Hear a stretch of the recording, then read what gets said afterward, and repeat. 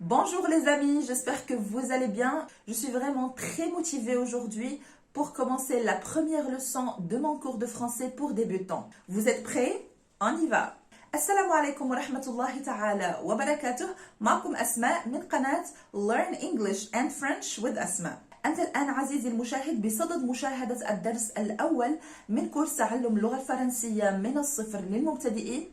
في هذا الكورس أعتمد طريقتي الخاصة التفاعلية والتي ساعدتني ونجحت معي في تعلم وتعليم العديد من اللغات. الطريقة هي سهلة جدا، سوف نتعلم تقنية تركيب الجمل من الأبسط إلى الأكثر تعقيدا من دون الغوص في قواعد اللغة. هل أنتم مستعدون؟ فلنبدأ الآن. إذا كنت تريد تعلم اللغة الفرنسية والتحدث بها بطلاقة فابدأ الآن واشترك في القناة وفعل الجرس ليصلك كل جديد، ولا تنسى أن تضغط لايك إذا أعجبك الدرس. قبل أن نبدأ لدي 3 نصائح للاستفادة القصوى من هذا الكورس. أولا، كن مسترخي ومرتاح على قدر الإمكان.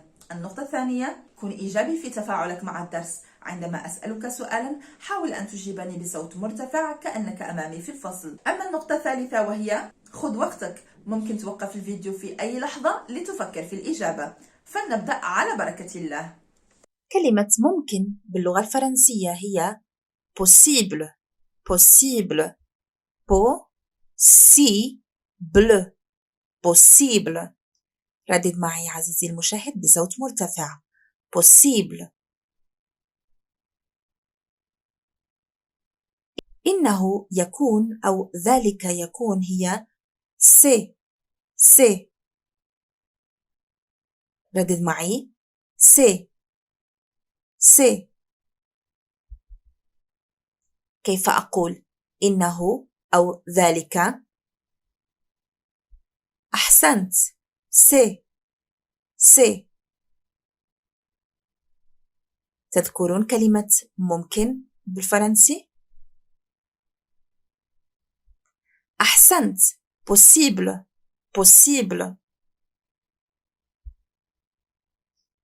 كيف أقول إنه ممكن أو ذلك ممكن؟ رأينا إنه أو ذلك هي c'est. إذن إنه ممكن. أحسنت c'est possible. ردد معي عزيزي المشاهد بصوت مرتفع c'est possible. عبارة لي أو بالنسبة لي بالفرنسي pour moi. pour لوحدها تعني لأجل pour moi لأجلي يعني أنا. pour moi بالنسبة لي أو لي. مرة ثانية، كيف أقول بالنسبة لي أو لي؟ فكر قليلا. أحسنت pour moi. كيف أقول إنه لي؟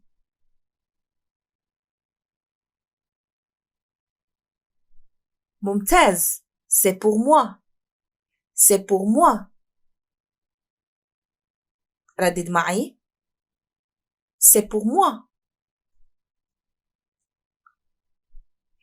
كلمة سهل باللغة الفرنسية facile مرة ثانية facile. ردد معي facile. الآن كيف أقول إنه سهل؟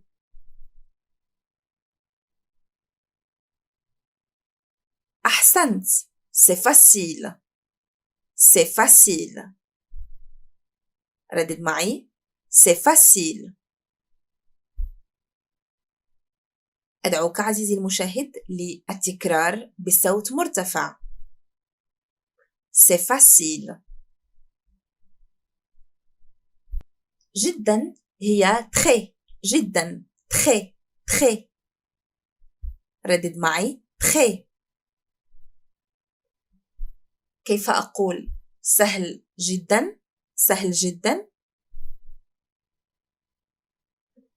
ممتاز. Très facile. Très facile. ردد معي. Très facile.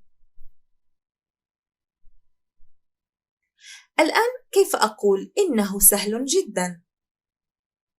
رأينا إنه أو ذلك سي. ممكن توقف الفيديو وتفكر على مهلك في الإجابة. أحسنت. C'est très facile. C'est très facile. تذكرون كيف أقول لأجلي أو بالنسبة لي؟ Pour moi. Pour moi. كيف أقول إنه سهل جدا بالنسبة لي؟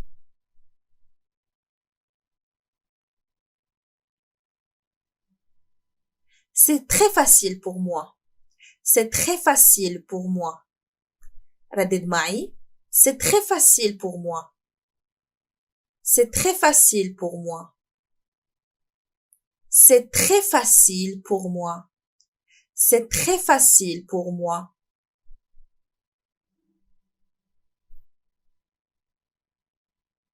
مرة ثانية إنه أو ذلك سي. إنه ليس يعني صيغة النفي هي ce n'est pas. Ce n'est pas. Ce n'est pas. أو بسرعة المحادثة العادية نقول ce n'est pas. Ce n'est pas. Ce n'est pas. إذا سرعناها قليلا ce n'est pas. Ce n'est pas. ردد معي. Ce n'est pas. يعني إنه ليس ثم أكمل الجملة. Ce n'est pas أو ce n'est pas. تذكرون كيف أقول سهل؟ أحسنت. facile. facile. إنه ليس سهلا. ممتاز. Ce n'est pas facile. Ce n'est pas facile أو ce n'est pas facile. ردد معي. Ce n'est pas facile.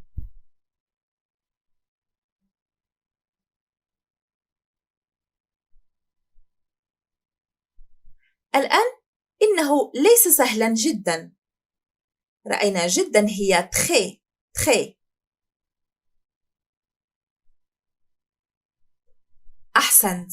Ce n'est pas très facile. Ce n'est pas très facile. ردد معي. Ce n'est pas très facile.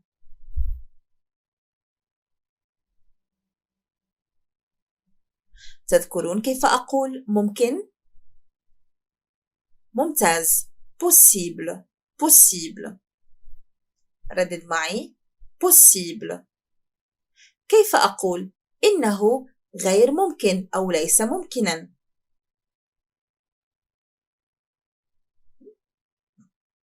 أستعمل صيغة النفي ce n'est pas أو ce n'est pas. ce n'est pas possible. ce n'est pas possible. ردد معي. ce n'est pas possible. الآن إنه ليس لي. يسألني شخص مثلا يقول لي هذا الكتاب هل هو لك؟ أقول إنه ليس لي. كيف أقول إنه ليس لي باللغة الفرنسية؟ Ce n'est pas pour moi أو ce n'est pas pour moi. إنه ليس لي. Ce n'est pas pour moi. ردد معي. Ce n'est pas pour moi. سنكتفي بهذا القدر. كان هذا هو درسنا لليوم. شكرا لكم على المتابعة وإلى اللقاء في درس جديد.